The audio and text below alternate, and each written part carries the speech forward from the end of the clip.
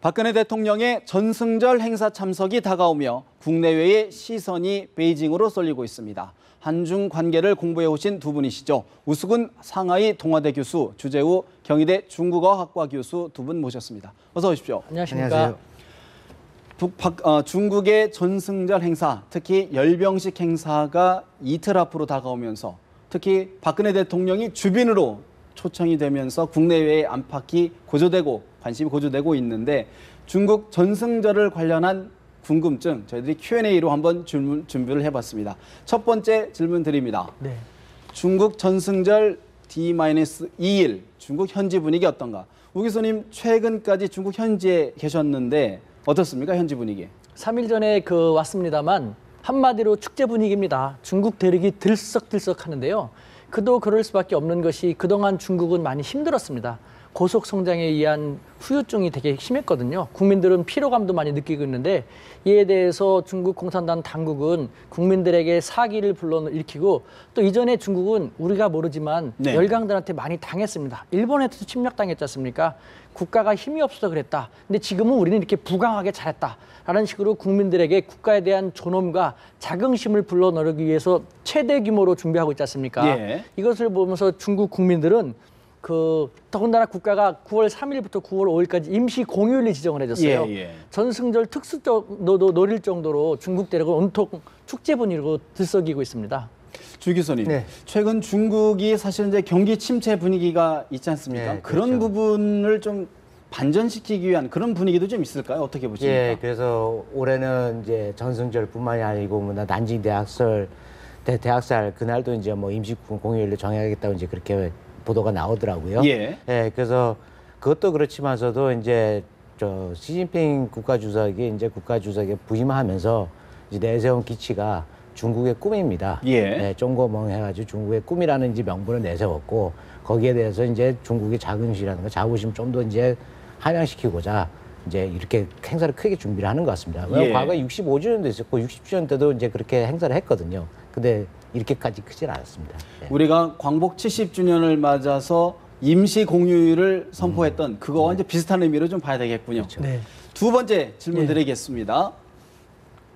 9월 3일 전승절 국경일이 아니었다. 우 교수님, 사실 이게 지금 국경일로 정한 게 작년에서야 비롯됐다고 하는데 어떤 의미가 있는 겁니까? 그렇습니다. 금방 말씀드린 것처럼 중국이 고속 성장을 해서 국제사회에서는 화려한 주목을 받고 있습니다만 얻는 것이 있으면 잃는 것도 있습니다. 고속 성장의 후유증이 상당히 심각하거든요. 우리가 잘 아는 것처럼 빈부격차라든가 환경 문제라든가 부정부패.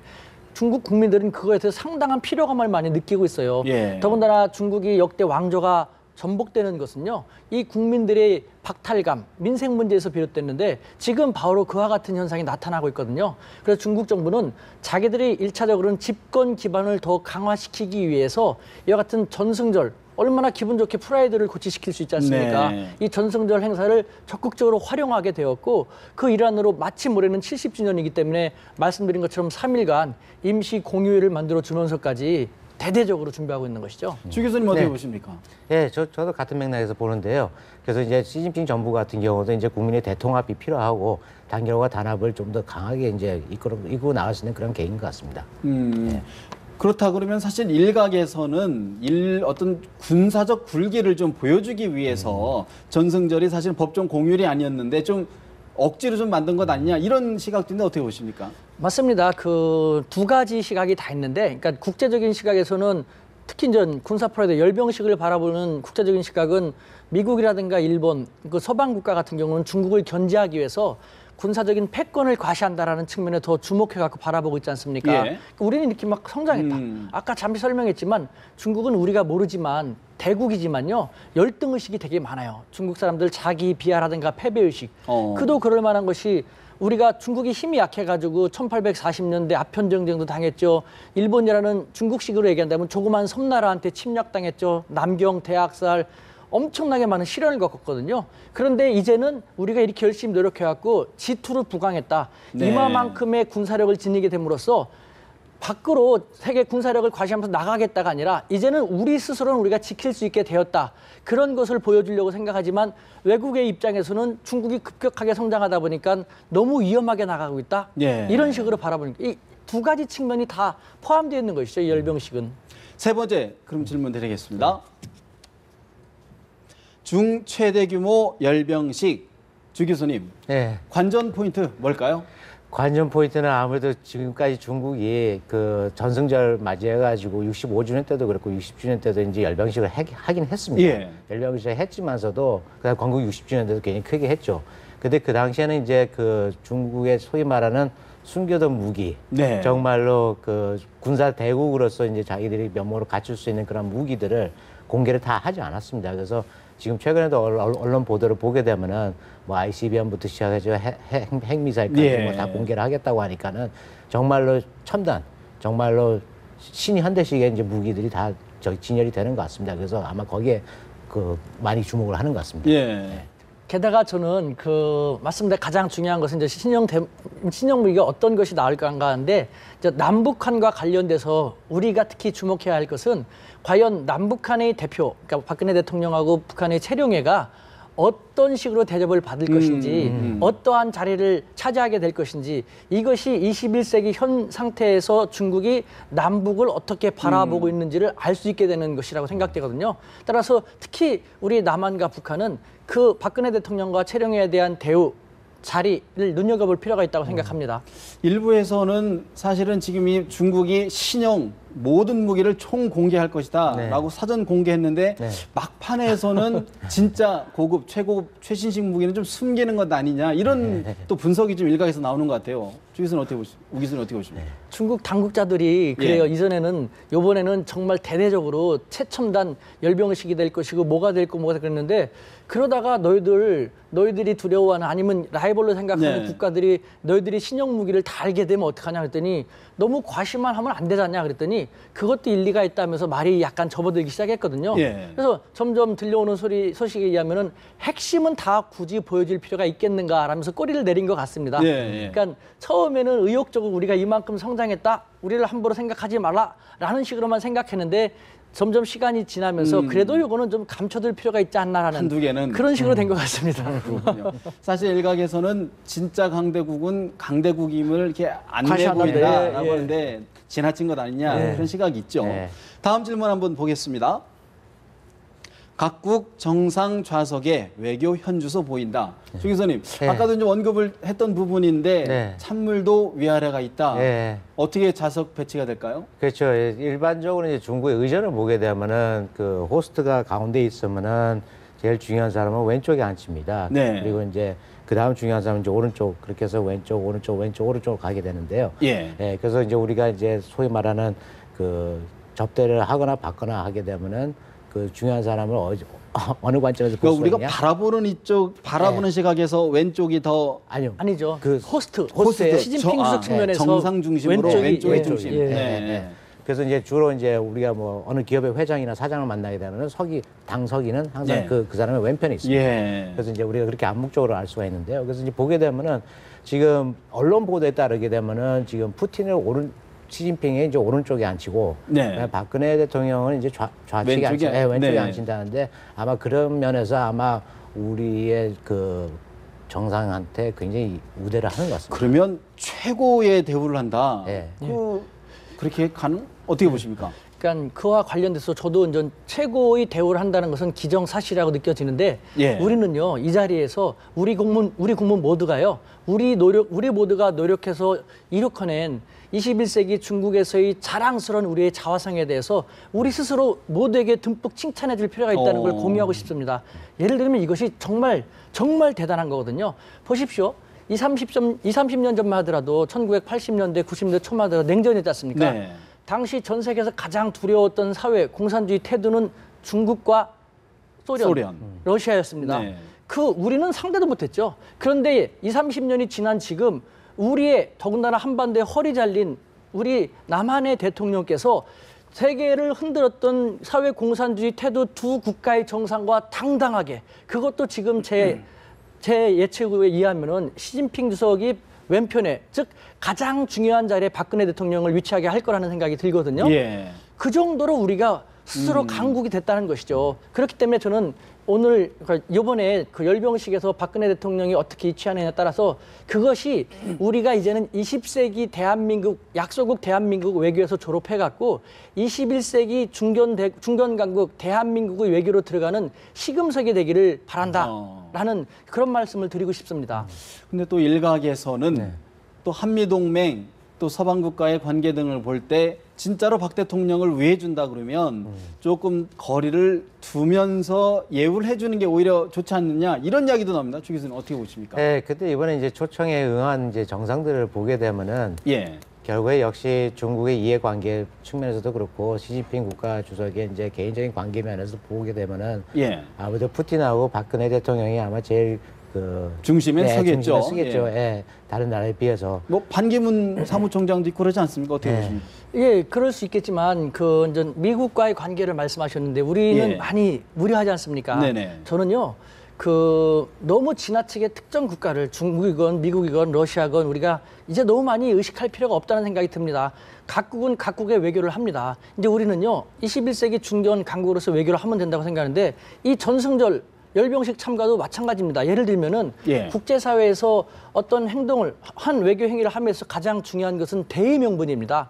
우리 대통령이 전승절이나 열병식에 참가하는 대의 명분은 누가 보더라도 충분합니다. 첫 번째, 우리는 항일전쟁 및 반파시스트 전쟁 기념식이지 않습니까? 항일전쟁의 당사국이었습니다. 당시 항일전쟁을 한 것은 당시 한반도의 국가와 중국이었습니다. 우리 당사국으로서 가는 것이죠. 두 번째, 우리는 후손된 도리를 하기 위해서 간다는 측면인 것이죠. 예를 들면은 미국도 미국이라는 조국을 위해서 전 세계에서 산화하신 고귀한 희생을 하신 미군 장병들의 유해를 찾아가지고 최고의 예우를 다하지 않습니까? 근데 여태까지 우리는 한중 관계가 그렇게 좋지 않았기 때문에 당시 독립운동을 하기 위해서 중국 대륙에서 산화하신 숭고한 희생을 하신 우리의 조상님들을 찾아뵙질 못했습니다. 그분들의 행동에 그 예우를 못했는데 이제는 사이가 좋아진 상태에서 그분들이 독립을 위해서 피를 흘리신 이 중국 대륙에서 후손된 도리를 하기 위해서 참가했다는 것이거든요.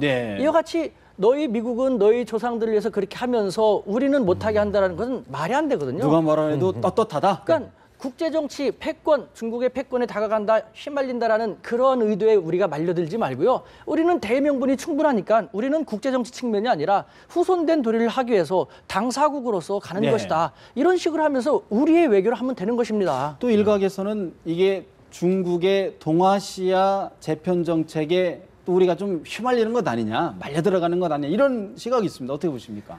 근데 이제 모든 일이 이제 중국하고 미국하고 이제 우리가 불가분한 관계에 이제 말려들 텐데요.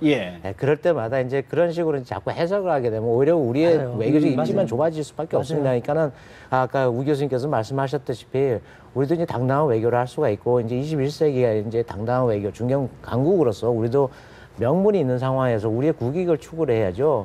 자꾸 누구를 의식하고 누구를 뭐 생각을 해야 되고 하다 보면 우리가 정말로 자승자박할 수밖에 없는 결과가. 그럼 아직도 우리는 새우 외교에서 왜 샌드위치 외교에서 탈피하지 못하는 거예요. 21세기 대한민국 외교는 저는요 돌고래 외교를 지향해야 한다고 계속 얘기하고 있거든요. 그러니까 6.25 직후 냉전 시대 때는 뭐 새우에 불과했습니다. 샌드위치 될 수 없었는데 지금 우리 모두 열심히 해서 중견 강국이 됐지 않습니까? G1, 미국, G2, 중국도 우리를 서로 원하고 있지 않습니까? 그러니까 중견 강국으로서 돌고래는 고래보단 약하지만 스마트하고 민첩하기 때문에 고래한테 잡혀먹히지 않고 고래하고 잘 활용하면서 윈윈을 할 수 있지 않습니까? 스마트하게 나가는 것이에요. 지금 교수님 말씀하신 것처럼 중국도 자기들이 동북아시아 전략에 우리를 더 끌어들이려고 하고 미국은 미국 나름대로 끌어들이려고 할 텐데 우리는요 우리의 입장에서 양국의 교집합을 바라보면서 우리가 추구하는 최대의 국익 무엇입니까? 한반도의 평화와 안전 그리고 통일입니다. 이 평화와 안전 그리고 통일이라는 양보할 수 없는 최대의 국익을 추구함에 있어서 어떤 것이 최선의 전략인지 그때 가장 적절한 전략을 도출해서 외교 정책으로 추진해 나가면 되지 너무 지나치게 미국이건 중국이건 일본이건 어떤 나라를 생각할 필요는 없다고 생각합니다. 이런 외교의 어떤 셈법이 지평이 좀 새로워지는 게 거의 처음이지 않나 싶어서 여러 가지 해석이 나오는 것 같은데요. 다음 질문 한번 보겠습니다. 북중 관계, 한중 관계는 본질이 다르다. 사실 이번 박 대통령의 외교를 두고 북한과 중국과의 관계가 좀 본질적으로 좀 바뀌는 것 아니냐 이런 시각이 있어요. 주 교수는 어떻게 보십니까? 저는 이제 외교학을 이제 공부하지만서도 네. 중국의 그 북한과의 관계는 당분간은 변할 수가 없을 것 같습니다. 그러니까 이제 첫 번째 문제가 뭐냐면요. 공산당하고 노동당이 존재하고 있는 한은 아무래도 바뀔 수가 없습니다. 그러니까는 그 공산당, 노동당이 존재하고 있는 한은 양국의 관계가 비정상적으로 갈 수밖에 없어요.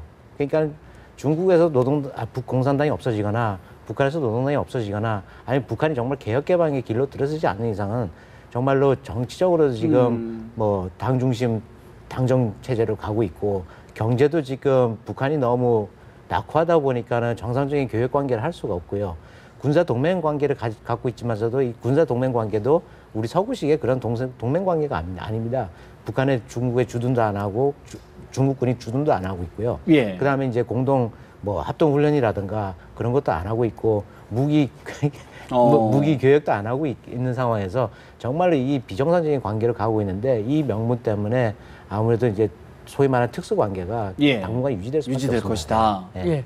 저도 그 주 교수님 말씀에 공감하는 부분도 있고요. 게다가 이제 조금 생각이 다른 것이 기본적으로 특수 관계는 맞습니다. 왜냐하면은 중국에게 있어서 북한은 계륵입니다만 전략적인 가치가 있어요. 아직 남북한이 분단되어 있고 한국이 확실히 중국 편이라면은 한국과 중국이 힘을 합쳐 북한은 어떻게 할 수 있겠지만 한국은 아직 미국하고 더 가깝거든요. 중국은 그걸 알고 있습니다. 그래서 중국은 싫지만 북한을 확 칠 수 없고 연명할 수 있게끔 최대 영향력을 가져서 마음 먹으면 칠 수 있거든요. 근데 어떻게 될지 모르니까 전략적 가치가 아직 남아있으니까 연명시킬 뿐인데 하지만 혈맹은 절대 아닙니다. 혈맹으로 저는 우리 사회에서 북중 관계를 얘기하는 분들을 보면요. 저분들은 북중 관계가 계속 혈맹이길 바라나라는 생각이 들 정도입니다. 예. 국제사회는 살아있습니다. 유기체가 같이 계속 변화하거든요. 보십시오. 그렇다면은 베트남과 미국 얼마 전에 싸웠습니다. 수십 년 전에. 지금은 중국이라는 나라를 겨냥을 해서 두 나라가 얼마나 밀월 관계 유지하고 있습니까? 국제관계는 확 바뀌거든요. 혈맹은요. 북한의 김정은이 중국이 바라는 대로 핵무기를 포기하고 그다음에 미사일 도발을 하지 않고 국제사회의 일원으로서 정상적인 일원으로서 나오지 않는 한 그런 식으로 마음을 바꾸지 않는 한 중국이 혈맹 관계를 원하지가 않아요. 혈맹으로 돌아갈 수가 없는 상태예요. 하지만 전략적인 말씀드린 가치가 아직은 남아있기 때문에 연명시킬 뿐인 것이죠. 상황을 계속 관리할 것이다. 그렇죠. 그런 분이에요. 질문 하나 또 드리겠습니다. 북한의 최용의 카드. 사실은 이번에는 여러 관측이 있는데 김영남 상임위원장을 보내지 않고 실세인 최용해를 보낸 것이 여러 가지 포석이다. 해석이 나옵니다. 주 교수님 어떻게 보십니까? 네, 근데 우리가 중국 뭐 공산당 당정 체제라든가 북한의 노동당 당정 체제를 이제 우리가 거기서 이제 당의 서열이라든가 그 서열 순위를 우리 서구식이라든가 우리식으로 이제 해석을 하게 되면은 이제 아무도 납득이 안 갑니다. 당연히 넘버 투인 정말 김영남 위원장이 가셔야죠. 그런데 이제 문제는 뭐냐면은 중국하고 이제 북한 같은 경우는 굉장히 분업화가 돼 있고 전문화가 돼 있기 때문에 이 소위 말하는 대중 창구는 북한의 입장에서 보게 되면은 최룡해라는 인물을 내세웠고요. 그렇기 때문에 과거에도 보게 되면은 장성태이가 넘버 투는 아니었지만서도 김정일의 특사로 활동하면서 대중 창구로 이제 역할을 한 거죠. 그걸 이제 지금 최룡해가 하고 있습니다. 저도 궁금해가지고 이틀 전에 한번 제가 잘 만나는 당국자한테 전화로 물어봤어요. 왜냐하면은 최룡해 씨 같은 경우는 2014년 3월 중국에 방문했을 때 3차 핵실험을 해서 시진핑 주석이 노골적으로 냉대를 하고 부대접을 했거든요. 그래서 최룡해도 그거에 대해서 반발하면서 서로가 사이가 안 좋아졌는데 군복 입고 막 갔었죠. 그렇죠. 사이가 안 좋고 감정적으로 된 사람을 어떻게 다시 보냈을까? 그것을 중국은 어떻게 받아들여질까? 하면서 물어봤더니 속내는 그런 거예요. 한번 해볼래, 니네? 김정은이 그런 식으로 보낸 것 아니냐. 예를 들면 말씀하신 것처럼 분업이 돼 있으니까 최룡해를 보냈다라는 그런 가능성도 있습니다만 중국 사람들이 당국자의 감정적인 생각으로는 그래도 이와 같은 상태라면은 서열 1위인 김영남이라든가 황병석 정도가 와야지 어떻게 싸워가지고 얼굴 붉혔던 사람을 다시 보내. 그러면은 속된 말로 김정은이 시진핑 주석한테 너희 한번 다시 엿먹어봐. 라는 것이냐 라는 식으로 농담 아닌 농담을 얘기했는데 제가 바라볼 때 이것은 그 사람들의 속내인 것이고요. 중국은 표리부동입니다. 중국은 철저하게 자기들이 생각하는 걸 겉으로 드러내지 않습니다. 겉과 속이 다르다? 말도 상당히 은유적으로 함축적으로 하지 않습니까? 알아듣기가 쉽지 않죠. 최룡해가 이번에 오면은요, 어쨌든 이 승전 행사에 초청받아서 온 외빈이기 때문에 깍듯이 대우는 할 것이다. 깍듯이 대우를 하고 이 사람들이 김정은의 어떤 친서라든가 비밀 메시지를 갖고 왔는지 어떤지 볼 것이다. 하지만 북한에 대해서 중국의 이 속상한 네. 이 식어버린 이 마음은 쉽게 바뀌지 않을 것이다라는 것이죠. 한번 최용해가 어떤 대접을 받는지 좀 봐야 될 것 같습니다. 다음 질문 드리겠습니다. 육자회담, 한중일 회담, 박 대통령의 목표 무엇이냐? 사실 이제 박 대통령이 그렇게 어렵게 결정을 갔는데 어디에 될 게 뭐냐? 한중일 정상회의 어디에 되는 거는 시각이 있습니다. 중 씨는 어떻게 보십니까? 와, 상당히 어려운 부분일 것 같은데요. 특히 최근에 보게 되면 이제 아베 수상이 정말로 집단 저항이 네. 그다음 헌법 개헌 때문에 지금 그 강경책을 이제 쓰고 있고 오늘 아침에도 보도를 보게 되면 주말에 이제 일본 국회의사당 앞에서 12만 명이 시위를 했지만서도 거기에 대해서 그 일본의 관방 측근이 나와서 얘기하는 게 오해가 있는 것 같다. 예, 그런 식으로 이제 또 무마를 시키려고 하고 그래서 아베 정부는 아마 그 헌법 개정에 대해서 그렇게 호락호락하게 변화가 없을 것이다. 그렇기 때문에 한중일 정상회담 가지고 논의는 하겠지만서도 아마 정말 우리가 기대하는 그런 이제 그 결실이 있을까? 낙관적이지 않다. 부정적으로 보시네요. 어떻게 보십니까? 저는 일단은 그 일본 문제는 논외로 하고 한중 정상이 만나는 자리니까요. 한중을 포커스로 한다면은 저는 한중 양국 지금 상당히 분위기가 좋지 않습니까? 육자회담도 중국이 이니셔티브를 지고 처음 제안해서 하는 것이기 때문에 우리 박근혜 대통령이 육자회담도 적극적으로 나쁠 거 없지 않습니까? 말 안 통하는 북한을 대화의 테이블로 불러내면은 그때는 분명히 나쁜 짓은 못할 테니까 육자회담 적극 지지한다는 식으로 하고 박근혜 대통령이 전승절에 가고 열병식에 참가하는 자체만으로 시진핑 주석이 엄청난 선물을 준 것이거든요. 중국은 빚을 진 거 있으면 반드시 갚습니다. 그러니까 한중일 회담을 우리가 이니셔티브를 지고 유도하는 거예요. 여태까지 한중일 정상회담은 시진핑 주석이 끙 해갖고 되지 않은 측면이 있는데 시진핑 주석 그러지 말고 이럴 때일수록 대화를 합시다. 우리도 북한에 대해서 우리 한국 정부도 일본에 대해서 강경책이 했는데 우리가 한번 저렇게 나가는 데를 한번 품어봅시다라는 식으로 한중일 정상회담이 이니셔티브를 지는 모습을 적극적으로 가지는 거예요. 그래서 시진핑 주석의 적극적인 자세도 드러내고 아베 수상이 저는 저 사람은 뭐 일본은 쉽게 바뀌니까 눈앞의 이익을 위해서라도 그 한중일 회담을 제안하면 받을 거라는 생각이 드는데 설령 받지 않더라도 우리는 중국이라는 나라가 우리가 하자는 대로 더 할 수 있다. 우리는 중국에 대해서 중견 강국으로서 이만큼 이니셔티브, 영향력을 쥐고 있다는 것을 어필할 수 있는 좋은 계기이기 때문에 이 육자회담하고 한중일 정상회담권에 대한 논의는요. 저는 서로 좋은 분위기에서 잘 나오지 않을까 하는 생각이 듭니다. 한국, 한반도를 둘러싼 각국의 시각들이 참 첨예한 것 같은데 미국의 시각도 궁금합니다. 다음 질문 봅니다. 시진핑 한미관계 흔들까? 사실 뭐 지금 앞서서 여러 차례 말씀을 주시긴 했는데 한미일 정상회의가 가시화된다면 미국 입장에서는 굉장히 뭐 긍정적으로 바라볼 텐데 그에 대한 어떤 확답이 없을 경우에는 굉장히 한미 관계가 좀 흔들릴 수 있는 소지가 있어 보이는데 어떻게 보십니까? 네, 저는 뭐 중국 시진핑 국가주석이 이번에 박근혜 대통령이 방문하면서 정상회담을 갖게 되더라도 한미 관계를 흔들 생각은 안 할 것 같습니다. 안 할 것이다. 예, 왜냐하면 일단 시진핑의 체면을 살려주기 위해서 박근혜 대통령이 통 큰 결정을 하고 가셨는데 그렇게 온 손님한테 아무래도 시진핑 선물을 뭔가는 줄 것이다. 그렇죠. 그리고 그런 결례는 범하지 않을 것 같고요. 그래서 한미 동맹 관계라든가 뭐 한미가 이제 추진하는 이제 여러 사업의 그 민감한 부분에 대해서는 아마 그 자제를 할 것 같습니다. 네, 대신에 이제 앞으로 한중 간에 이제 어떻게 앞으로 가야 될 것인지 그거에 대해서 이제 심도 있는 이제 논의가 될 것 같습니다. 오히려 과거보다는 미래를 볼 것이다. 저도 전적으로 공감합니다. 조 교수님께 공감을 드리고요. 그것은 중국식 예법이 아니거든요.